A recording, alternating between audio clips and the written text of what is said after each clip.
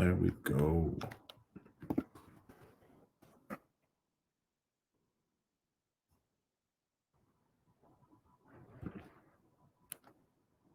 One minute, guys. We're waiting for Don to get on. Let's see.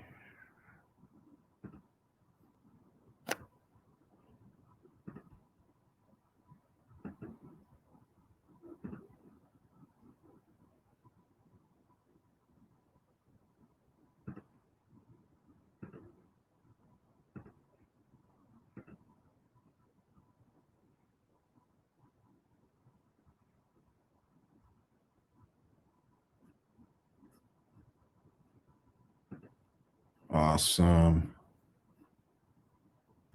Let's see here if Don's on here yet.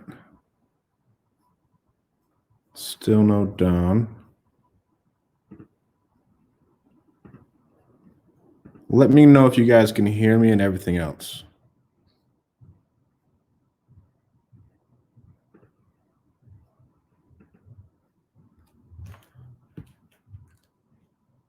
How you guys doing today?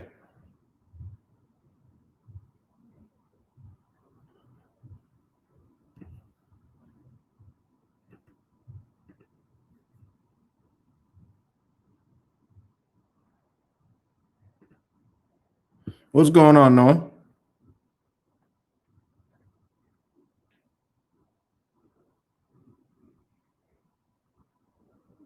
Just waiting on Don to join. Awesome, Chris. Hopefully we can see more of you guys' comments as they come in now, because that was a problem that we had, is that everything would be coming in. Then at the end of the broadcast, we wouldn't know who was who.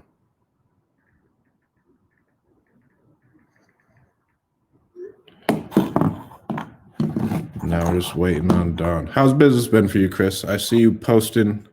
You're really dedicated to your online presence. And then it makes me know, oh, man, I got to create more and more content for my website.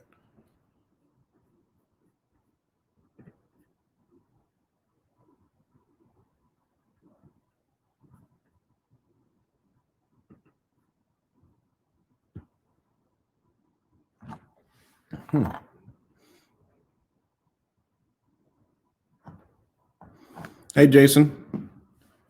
I love all the posts you put in our wholesaling group. I'm glad the VAs could help you out. Jason, at the beginning, was very tech averse. Where is Don? Chris, I see you always adding more and more content to your Carrot website. And then I'm just like, oh, man, I got to add on more. Because I think you are probably the most dedicated in our market to providing value through content and everything else. What's going on, Marcus? I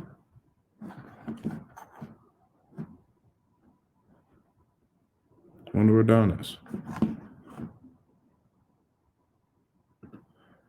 Jason, who are you using for your cold callers?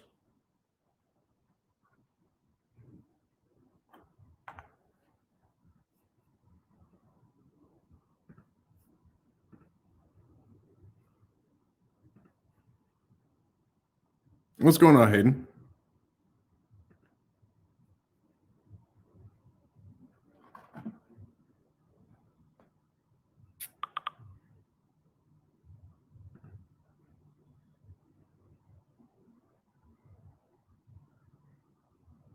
And we'll have an update on that thread soon. Who are you using, Jason?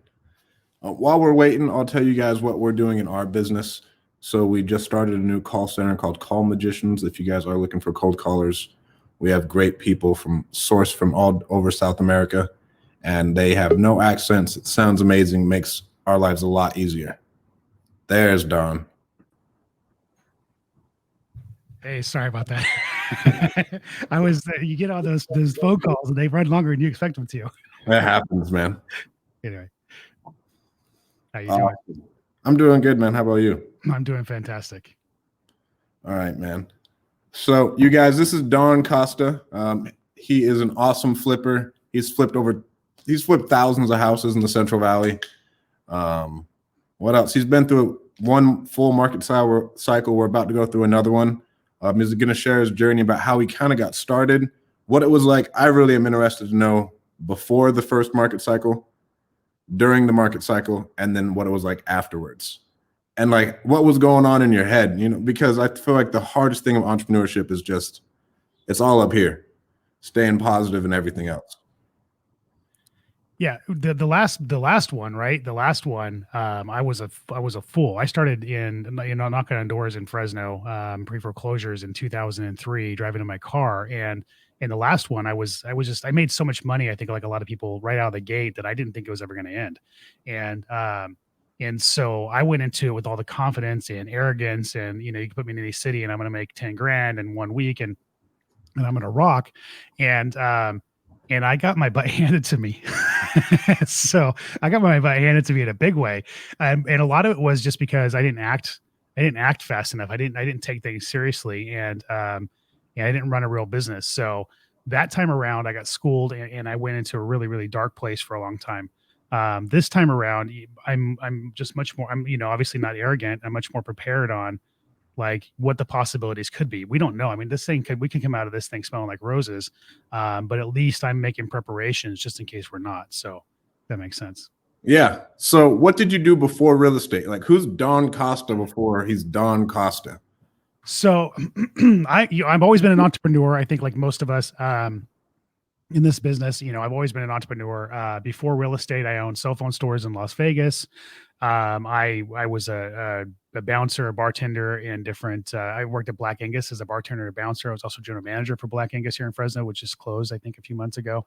I've worked in, God, you name it, a number of nightclubs in town through my years as a bouncer or a bartender, and so yeah, I mean that's basically it. An entrepreneur in the restaurant business for most of my life, doing different jobs in construction. Worked up in Alaska for a summer, in the fisheries and the fish plants, and just doing crazy things, traveling around, but always wanted something more. Always wanted something better. I every time I set a goal, I achieved it, which is crazy. Like I put my mind to something, I made it happen, but it was never fulfilling, and I wanted more because everything that kind of like become the general manager of Black Angus, it was still chains, right? I was still chained to a clock or to a building, and so it never felt fulfilling. I left that job and went and opened cell phone stores in Las Vegas, but Vegas as a 20-year-old, I mean, man, you don't sleep, you don't eat. So after about a year there, I realized that I needed to do something a little different. But that's basically it. Just always on the hunt until I found real estate. And real estate, I think, like like a lot of us, it's fulfilling. It's real estate's my widget. I'm an entrepreneur first, but it's real estate fulfilled that need. I'm about the hunt. I think some people are about the money, some people are about the hunt. I'm about the hunt, and the money's kind of secondary. And for real estate, it just kind of clicked because I really liked helping homeowners, having conversations, trying to get the win, as far as, against competition in the market. And it just really fulfilled something in me. And I felt like I found my place. Awesome. So what was your business like before the first crash? Like, was it anywhere near the scale that you have it now? I ran a pretty big business then. As far as volume of real estate transactions, not necessarily, but we were still doing a fairly high volume. Like I said, I get in the car and knock on doors, and pretty soon I had door knockers working for me. I did some direct mail back then as well. It's crazy because I used to pull my list off dial up. Like you'd have to like dial in, and it was this like rinky dink program on your desktop that you had to you'd pull your list, and I would do direct mail that way. But we started, it was one of those things. It's like, well, we're flipping houses and somebody's buying it and they need a loan. So we started a property management company, and then now they want to sell the house that they bought from us, and they need an agency. So we started a real estate company, and then they need property management. So we started a property management company. So I ended up having like 40 some odd agents, 3 offices, one in San Jose, Selma, and Fresno. We were doing property management, loans, real estate. flipping houses, Yeah. and doing it. So it became a fairly large organization. And then I started other products. I got into, because I was making more money than I knew what to do with. So I started other products. I opened a restaurant, nightclub, Twist Restaurant and Lounge. I don't know if somebody listening to this has heard of that. I was the person behind writing a lot of the checks for that, and and just had so many things going on. And that's really, I think, I wasn't focused on the core competency. I was trying to do too much at once, and I wasn't a good leader. And essentially that's why I fell. But it wasn't so much that we got big that I fell. It was just that I had so many things going on, and I didn't have the right pieces in place, the right people in place, the right processes in place, to just be able to make the right decisions. When things happen the way they happened.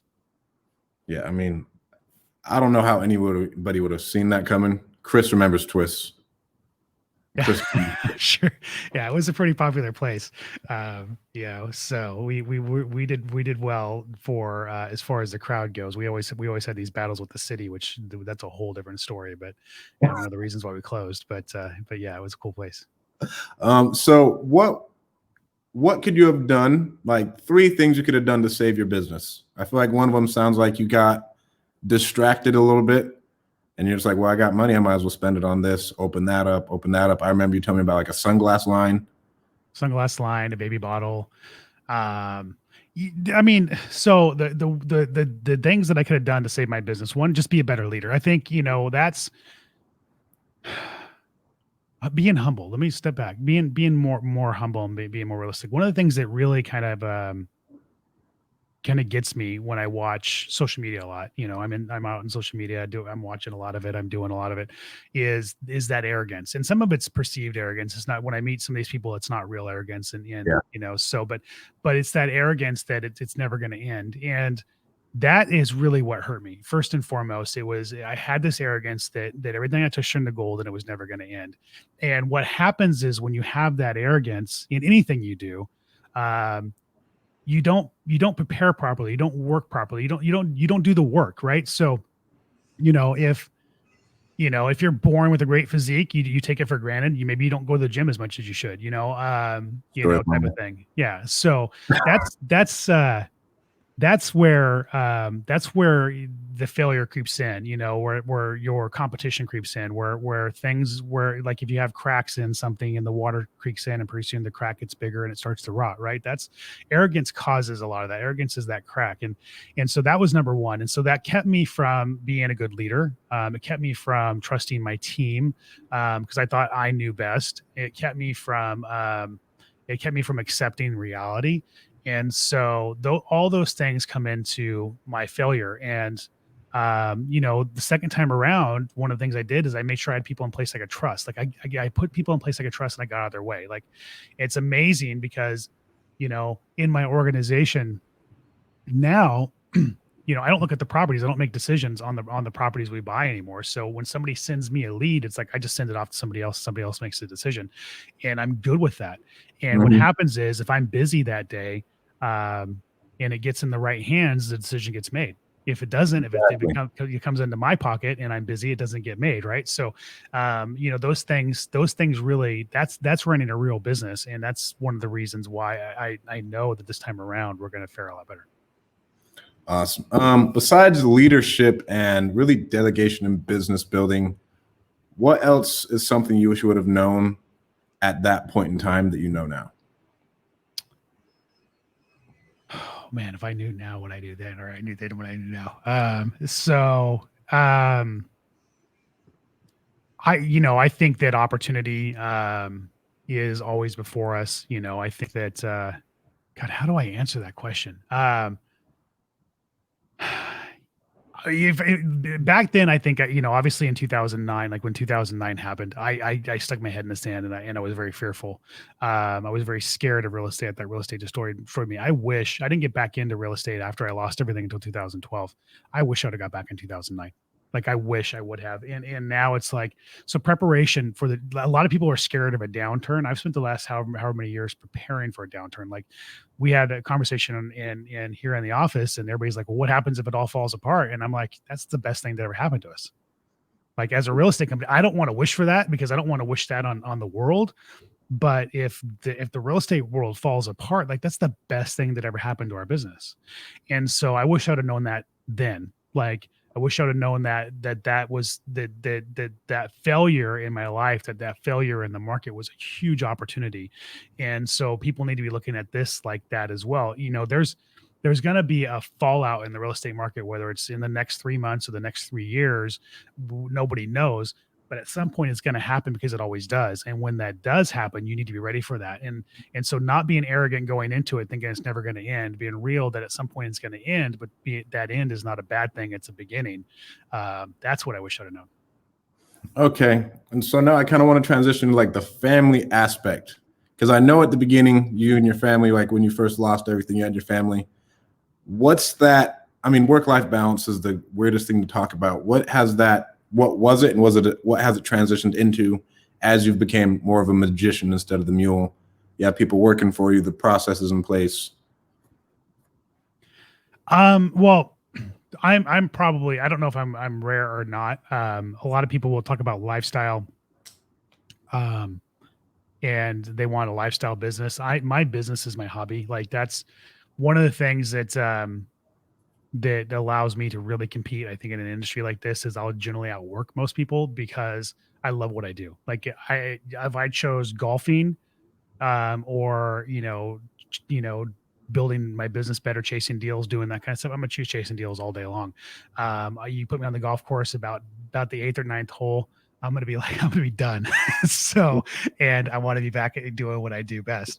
So, but family, family time, the freedom of family time, now is very important to me, and being able to enjoy what I built with my family and go to the beach, go camping for a week and not have to turn my phone on.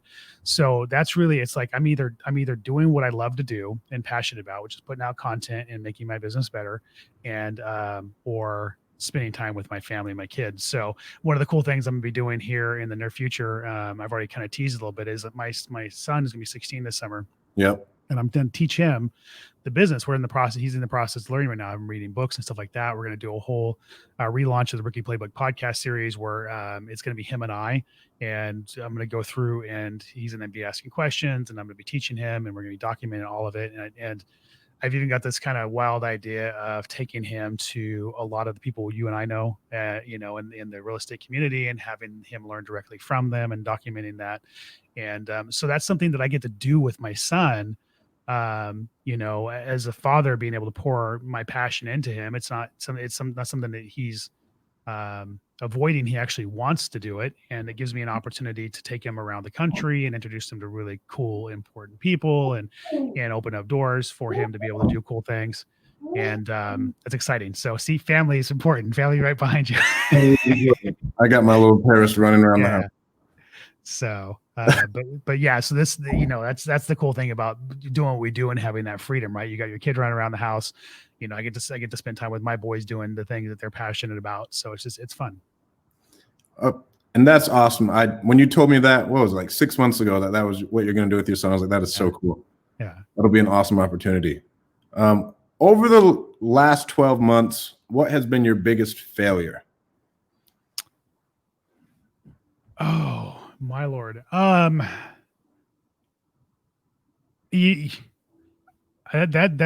a hard question to answer. I think it's a mindset thing for me, because I look at failures the same way as most people. I more look at them as lessons. So letting your guard down, I think I still think, even though I've learned the lessons, I think letting my guard down, taking things for granted, and letting arrogance seep in a little bit is definitely a failure. I brought in some people in my organization, over the summer that, and I let my guard down a little bit, and I handed things off to them that they weren't ready to be handed off to, and so kind of relearning, like, you still have to build your team. No matter what level you are, you still have to invest into them. So maybe that would be one, but that's more of a lesson. Like, I look at it like, okay, well, that's not how I'll do it next time. So, I took my foot off the gas a little bit, as far as the real estate stuff in the market in the last probably 6 months, which is definitely changing this month. So that's not necessarily a failure, I would say, but having to regain some momentum definitely, um, is eye opening. So I don't know, I don't know that I have any failures or regrets in the last 12 months. A lot of good lessons. So we got that. I had another one for you. Failure. I just lost my train of thought. So you do direct mail, and I know. So could we talk about your business? We'll go a little bit more into business wise instead of life wise. Your business, a lead comes in. What's the process, start to end, like rough? You don't have to give away every aspect of your business. What does that look like? Yeah. So we have people that answer the phones since for a number of years. A lead And is comes that in. in house or have you like outsourced it? So up until last week, it was in house. So we had somebody in house who answered all of our calls. We ended up with like 6 people on the phones at one point, answering phones, doing outbound follow up, closing deals. We close everything over the phone at this point in time. And last week we actually hired 4 VAs, and now they're doing a lot of the lead follow up and outbound cold calling, outbound and inbound answering. Where they're in training right now for that. So out of 4 we hired, 3 will probably stick. 2 will be really good on follow up, and 1 looks like they're going to be really good at inbound. So, and then I'm going to do another round. I'll probably end up with about 8 VAs when it's all said and done. So And yeah. how has that dropped your overhead significantly? With the VAs, that's a fantastic question. So at the end of the day, basically, I'm paying a little bit of a premium for VAs. I'm not paying the $4 or $5 VA. I'm using a You're company called using rough. Rocket Station, yeah, and paying a little more because they come somewhat seasoned, right? Like they're not completely green, which I really like, and then they help you manage the process, help you with the hiring. But I'm paying. I can get 3 VAs for well, actually 2. Let me see here. So they're about $10 an hour. I pay $15 an hour for my normal people, so I can get 3 VAs for the cost of 2 in my organization. So essentially, I get 1 extra person for every 2 people. I get a third. So that's definitely going to drop my overhead. But what it really does is it's not so much a drop in the overhead I was looking for. I was looking for a simplification in the process, because what was happening was, originally we had calls coming in and somebody who had booked the calls, and then we had acquisitions, boots on the ground, go out into the market and go to the house. And I'm in a lot of markets. In fact, we're actually, my dispo guy moved to Tennessee. I'm sure you saw that, Justin. Most people in Fresno know him. And so we're going to open up the Midwest. Like, we're already putting our claws into Tennessee, and we're going to hit several markets in Tennessee, and then I'm going to go up the Midwest. So, and then I'm at like 8 or 9 markets here on the West Coast. So, we had like 8 acquisitions people, and that's to try to do marketing and try to keep all of them fed with appointments. It's a lot of moving parts. And so we started looking at, okay, well, how do we simplify that? Okay, let's start closing over the phone. And so we started doing that a little over a year ago, and dialed down till we had no acquisitions people. It was all in-house. Well, my in-house people we tried doing lead management and then hand off to acquisitions, and that was a little rough. So internally, so then we did lead management, like basically they answered the phones and they closed. But that and follow up and outbound, just it's a lot to ask somebody to do. So in the simplification of the process, it's like, okay, well, how do I have an army of people just handle everything that's coming at us with the follow-up? Because our follow-up game is probably better than anybody in the market. Now, I'm going to hands down say it because I want you to try to compete with me. But our follow-up game is 80 to 90% of what we bring in at this point in time, contract-wise, is follow-up. So, 20,000 plus leads in our database just from the last 24 months. And so we need at least 2 or 3 people on follow-up. We need at least 2 or 3 people on cold calling. We need at least 2 people, maybe 3 on answering incoming calls. And so if I can dial that in, then literally the people that I have internally, all they have to do is close deals. And then I just have to have 1 or 2 superstar closers, and I got it made. Right. And they can make a great living. Make it, yeah. And they can make a fantastic living, and all they have to do is focus on closing. Like, everything else is handled for them. And so it's just in my mind, when I'm building an organization, it's like, how do I start removing moving parts? It's like, we're building courses, right?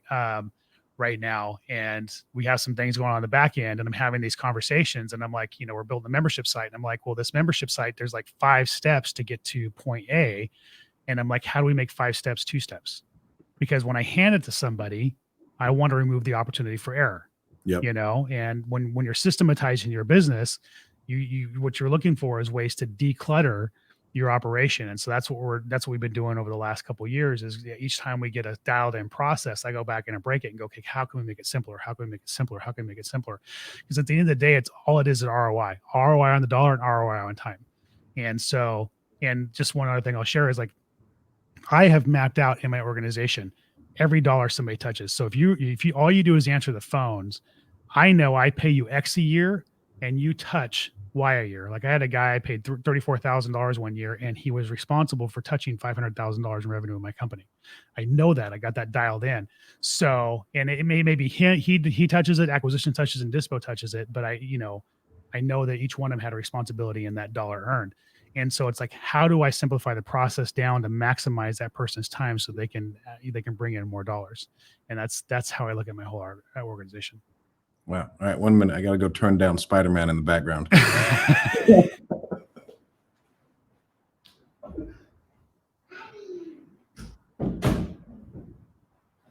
That is awesome. So we have it come in. Sorry about that. It comes in, it gets live answered, and then it's passed off to the acquisition guy.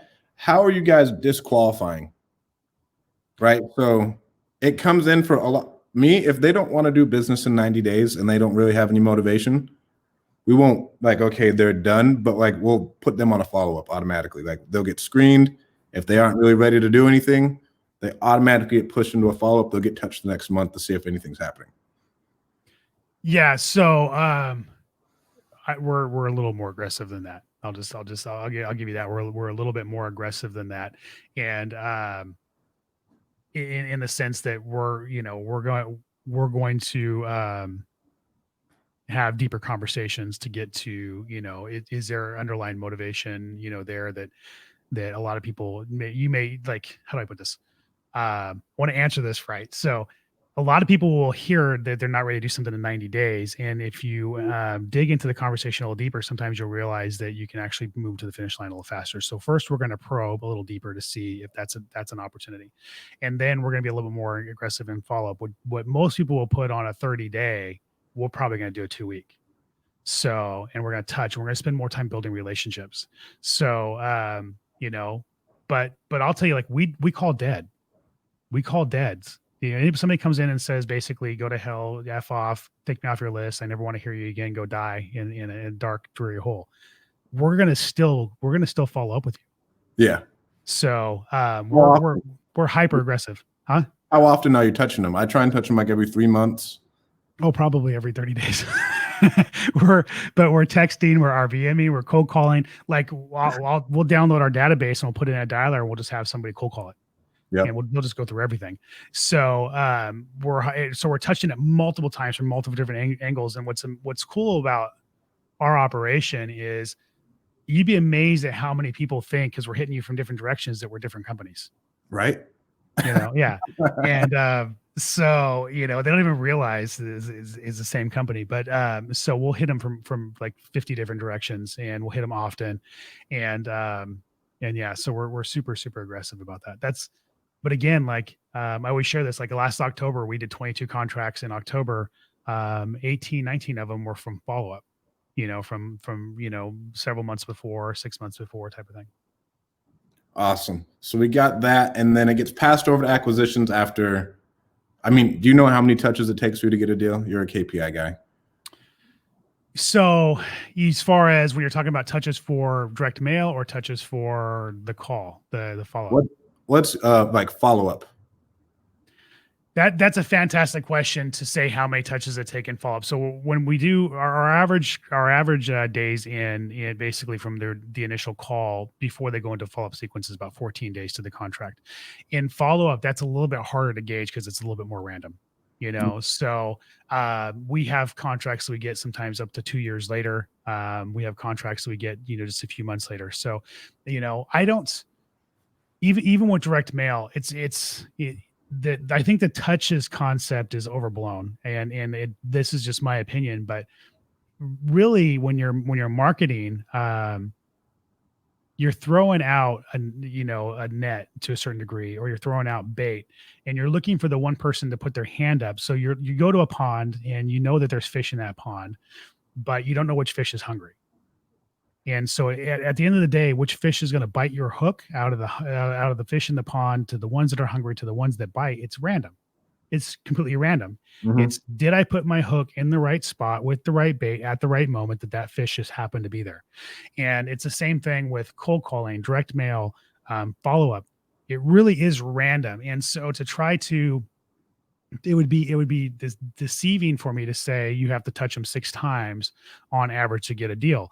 I don't think there's any truth to that. I think that the real, once you realize how random the whole process really is, One and that company. real, yeah, really all you're trying to do is find likelihood of somebody putting their hand up, but who puts their hand up is random.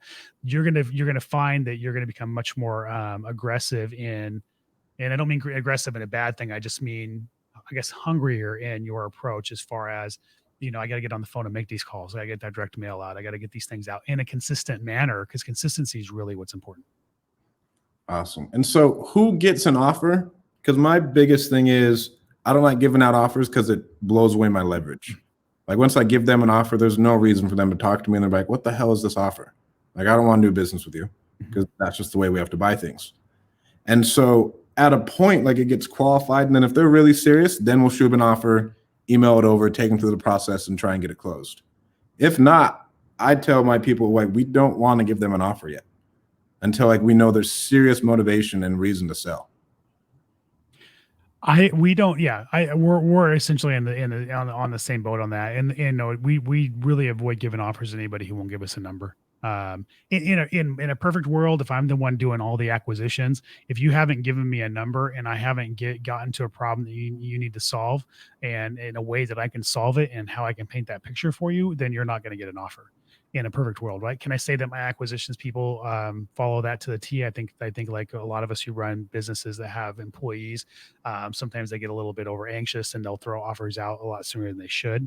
So that's the practical reality. But in my core belief and in how we train, the person has got to, we got to know that's an offer that we're going to be able to actually have a reasonable conversation with them, or we're Yeah. not going to give it. Instead of just throwing, what are you going to give me? What are you going to give me? What are you Yeah. going to give me? And I've shared the story before, but it's like, I remember one time I chased my tail on a property. I went out and did all the work, did all the homework from somebody. He's like, just give me an offer. And we chased our tail, did all the pre-work, came back with an offer. And he's like, it's not enough. And I was like, okay, well, where do we need to be? We're too far off. Click. It's like, well, Right. it's like, yeah, I could have given you, my offer could have been $1,000,000. It wasn't gonna be good enough. It's like, Exactly. I need, to me, it's like, if they tell me they want retail, that's still a number. If they put a number on it, they're committed to selling. That's a conversation I can start to dial into. If Mhm. you're just too busy, like, making me chase a number, you're not serious. That's where, we're going to go into some kind of follow-up. Awesome. Work-life balance. And so dispo wise, is Justin the only one who handles dispo? He is right now, but because he's now in Tennessee, he will be handling pretty much that area, and I'm actually bringing somebody in to handle the West The Coast. dispo Yeah. out here. Yeah. So explain. What's the tool you can't live without in your business? I know for me, it's smartphone. I like it a lot better than CallRail. I know CallRail is really good for your direct mail pieces. We don't do a lot of that, but smartphone has made my job, just my life, easier. So much more streamlined. We use smartphone. I like the call quality better than smartphone. I mean, than CallRail. The CallRail has better reporting, obviously, for KPIs and stuff like that. But if if you got your business dialed in, you can get that information anyway. Smartphone has better call quality in my book, overall. So, but the one of the tools I feel like we can't live without in our organization is Slack. It's a huge communication tool for us. We do everything from once we get a property in contract, we put it in Slack, and we take it all the way through transaction coordination to the purchase or the wholesale, through property management, project management, if we're rehabbing it, and then to the close, and all communication goes in there. So we have documents, pictures, who approves this, who approves that, all in Slack. So that way there's no miscommunication. That's been huge for my organization. That's awesome. And CallRail is just a cloud phone system that we use. It's like CallRail. We use it, and that's where all of our phone calls go out of. They all get recorded. And then Slack is just project management software, kind of, and it's just a really good communication app. It's a communication tool. It's like a WhatsApp too. WhatsApp is, I think, probably similar to it. If people are familiar with one and not the other, but you can set channels. So each property is a channel, and we communicate in that channel. And then we only invite, if there's an acquisitions manager involved, they get access to that channel, and so they don't see channels they're not involved in. And so there's control of communication, but it's documented communication. That's what's huge. Years ago, we had a situation where it was like we got a bill from a pest company we never use, and I was like, "Who approved this?" And nobody could answer it. I don't remember approving it, and now it's like that's solved because we can just scroll through Slack and see who approved it. It's right there, and so basically, it's the old communication log that real estate companies and mortgage companies used to use back in the day. It's just digital instead of written. Who manages your Slack? That's one thing we run into in both businesses is the putting everything into Slack, setting up all the channels and everything else. Do you have a VA handling that? Our transaction coordinator handles setting up the channel and the initial, like we have a template, like we set the channel up the same way every time with the same information, and the property address, contact information, what we're purchasing it for, what our percentage of ROI is, what our anticipated rehab is going to be, like all the documentation's there, and then everybody that's involved in that channel that has something to say or ask about it just chimes in all the way through from that point on. Awesome. So Don doesn't fail. What do you invest in? I know you told me you like self-storage. We do self-storage stuff. I got some money in a like a aerospace fuel thing, and then residential stuff as well. So a mix of different things. All right. Does anybody else have any questions for Don? That's about all I have. I like this live, so you guys can ask him whatever you want. And where can people find you online, Don?